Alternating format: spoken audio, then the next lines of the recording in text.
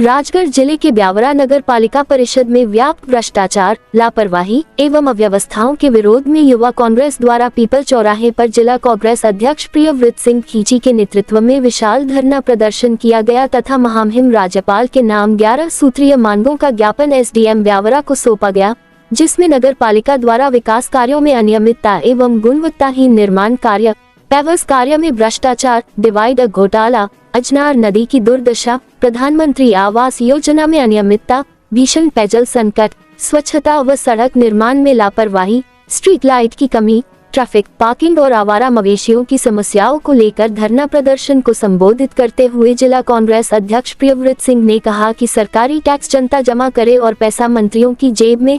भाजपा शासनकाल में जनता परेशान और सरकार कहती है कि हम विश्व गुरु बनेंगे। स्वच्छता के मामले में इंदौर की स्थिति इतनी खराब है कि ब्यावरा सहित अन्य शहरों का नाम लेना बेकार। नगर पालिका में जमकर कमीशन खोरी हो रही। भाजपा लाडली बहनों और एलपीजी गैस की घोषणा करके मुकर गई। भाजपा कहते हैं मोदी जी ऐसा कर रहे, मोदी जी वैसा कर रहे और हम जेब भर रहे। 20 साल से खेती को लाभ का धंधा बनाने वाले अब संसद से खेती को लाभ का धंधा बनाने की बात कह रहे हैं। मुख्यमंत्री 1 बीघा में 50 क्विंटल की पैदावार करने तथा गुड़ की खेती करने की बात करते हैं। पीपल चौराहे पर पार्क का निर्माण किया गया था, उसे भाजपाइयों ने तोड़ दिया। जुर्माने के साथ ही केक पाई वसूल की जाएगी। इस मौके पर कांग्रेस के अनेक पदाधिकारी एवं कार्यकर्ता मौजूद रहे। विकास के दावे हैं, सब खोखले, सब डब्बा गोल है। भ्रष्टाचार हो रहा है। स्टैंप ड्यूटी जनता के ऊपर बढ़ाओ, जेब अपने विधायक की भरो। 15% सारे विधायक खा रहे हैं, सब जानते हैं पूरे मध्य प्रदेश में, और 15 करोड़ वापस आ गए। और स्टैंप ड्यूटी कौन जमा कर रहा है? बेरोजगार छात्र अपना जाति प्रमाण पत्र बनाने के लिए। स्टैंप ड्यूटी कौन जमा कर रहा है? पढ़ाई लिखने करने वाला नौजवान अपनी छात्रवृत्ति के लिए। स्टैंप ड्यूटी कौन जमा कर रहा है? जो हमारा आम आदमी है, वो अपना कोई भी सरकारी परमिशन लेने के लिए, उसको स्टैंप ड्यूटी डबल, और विधायक की जेब में जा रहा है स्टैंप ड्यूटी का पैसा।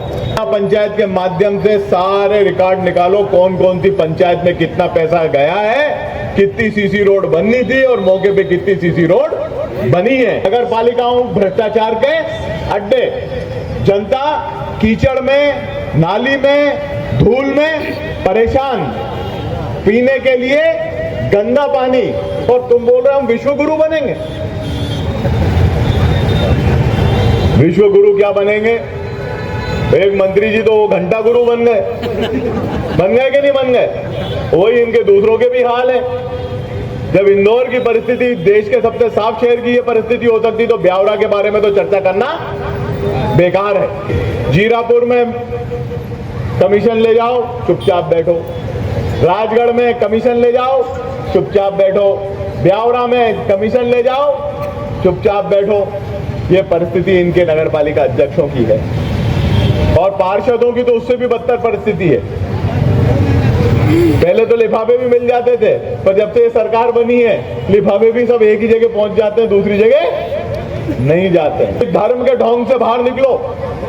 ये कोई धर्मात्मा नहीं है, सब पापात्मा है। ये सब के सब जितने भी हैं, ये सिर्फ धर्म का मुखौटा अपने पाप को छुपाने के लिए पहनते हैं। एक भी धर्मात्मा नहीं है, एक भी सच्चा हिंदू नहीं है, एक भी सच्चा इस देश का हितैषी नहीं है, एक भी सच्चा जनता का सेवक नहीं है। अगर ब्यावरा की सूरत बदलेगी तो कांग्रेस पार्टी बदलेगी, दूसरा कोई नहीं बदल सकता। आपने घोषणा करी थी कि लाडली बहना में हम 3000 रुपया देंगे। तीसरा साल आ गया चुनाव का, तीसरा साल चालू हो गया कि नहीं हो गया? तीसरा साल चालू हो गया, और अभी भी यहाँ पर पोर्टल बंद है। आपने घोषणा करी थी कि गैस की टंकी हम 450 रुपए में देंगे। कहां गई आपकी गैस की टंकी? 450 की गैस की टंकी किस गृहिणी को मिल रही है आज के समय? मैं बहनों से भी निवेदन करूंगा, ये आपको ठगने का काम कर रहे हैं। आपको प्रदर्शन में आगे कर देते हैं, आपको खड़ा कर देते हैं। महिला मोर्चा की बहनों से मेरा निवेदन है, कहां हैं आप? जब जाओगी चुनाव में वोट मांगने, जनता पूछेगी कि 450 की टंकी क्यों नहीं दी, 3000 रुपया क्यों नहीं दिया, लाडली बहना का पोर्टल क्यों बंद है? ये सारे सवालों का जवाब कोई नहीं देगा।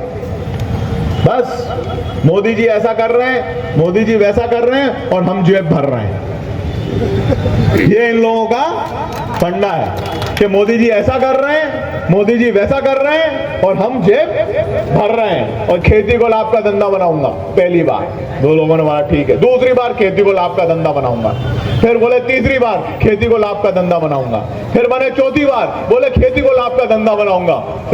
तो बीजेपी ने बोल दिया कि दादा तू तो कभी नहीं बनाया को आ जाना। तो वह संसद में पहुंच गए और वह संसद में बोल रहे खेती को लाभ का धंधा बनाऊंगा। कब बनाएगा भैया?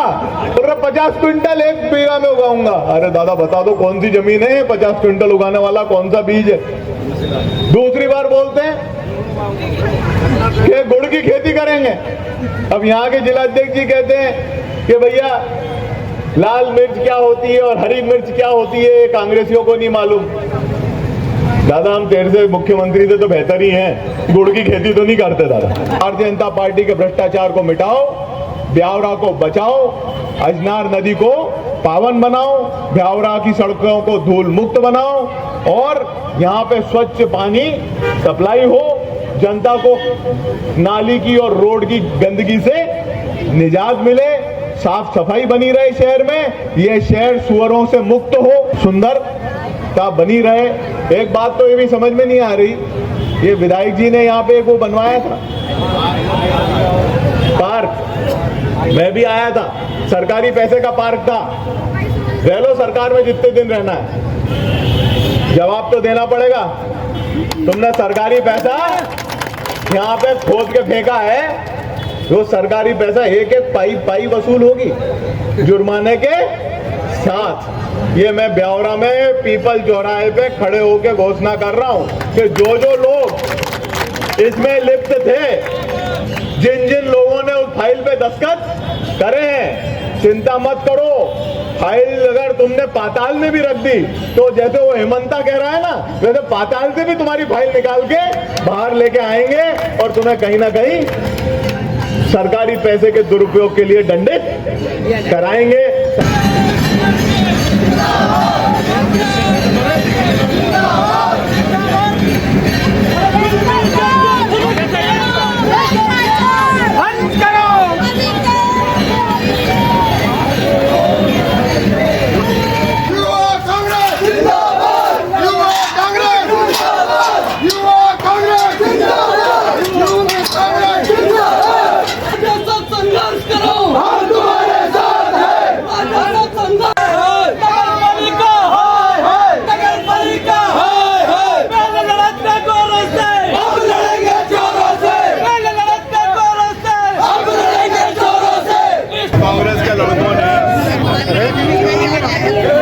इकट्ठा किया है, ये सारे मुद्दे हैं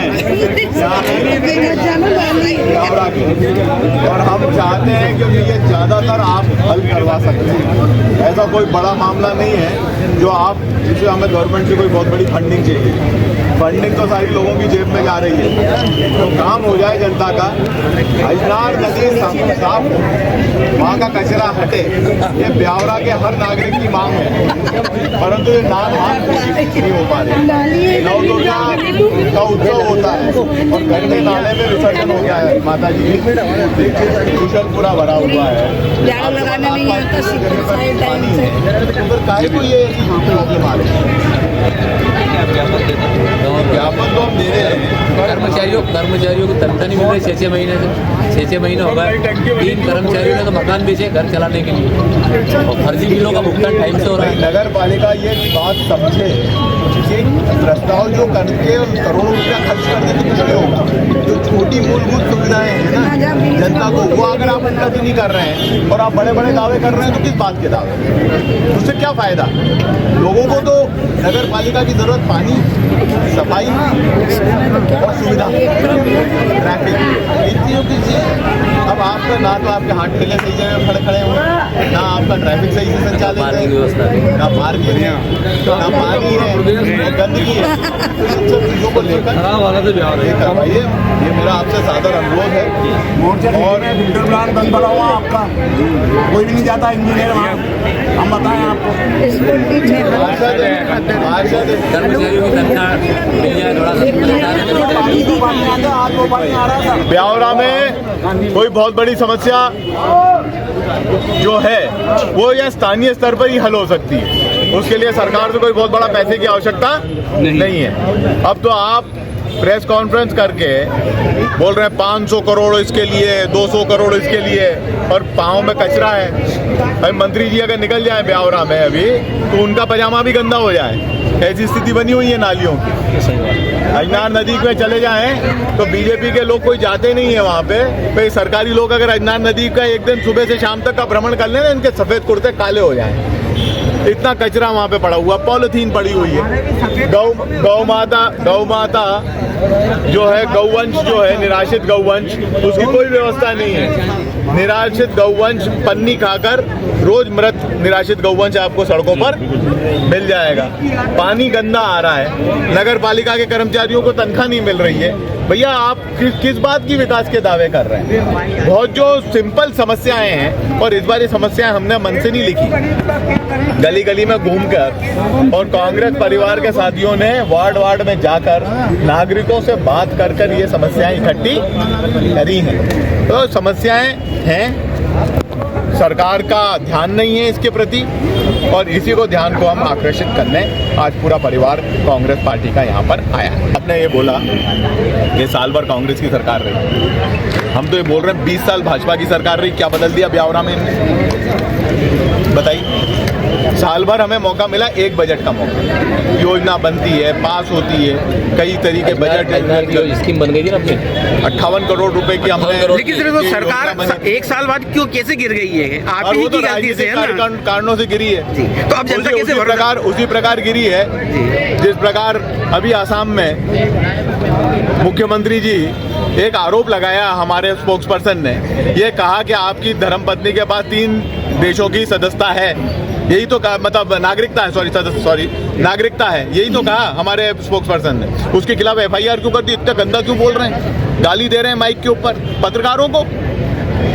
आपने देखा पत्रकार बंधुओं को गालियां दी और खुलेआम अपशब्दों का उपयोग कर रहे हैं। क्यों कर रहे हैं? कि कहीं ना कहीं सच्चाई तो है, इसीलिए तो हो रहा है ये सब।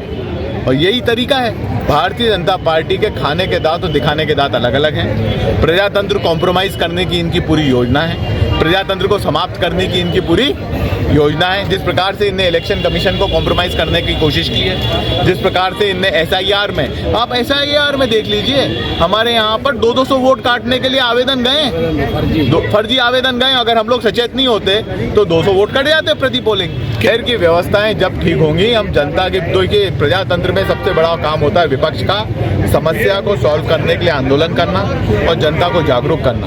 हम तो जनता से एक ही अपील करते हैं ब्यावरा की, आप कांग्रेस को मौका दीजिए ना आगामी नगर पालिका चुनाव में, और कांग्रेस की यहाँ पे अगर बॉडी बनती है तो मैं जवाबदार हूँ कि यहाँ पे ऐसी कोई समस्या नहीं रहेगी। देखिए, हर राज्य की अलग राजनीतिक व्यवस्था है, हर राज्य की अलग परिस्थिति है। जो आसाम में हो रहा है वो आप देख रहे हैं। बंगाल में SIR के नाम पर 6 लाख वोट काटे गए, और वो किस समुदाय के काटे गए, कहाँ काटे गए, किस हिसाब से काटे गए, किस पार्टी के फेवर के काटे गए, तो वो तो कहीं ना कहीं योजना यही है कि चुनाव को प्रभावित किया जाए।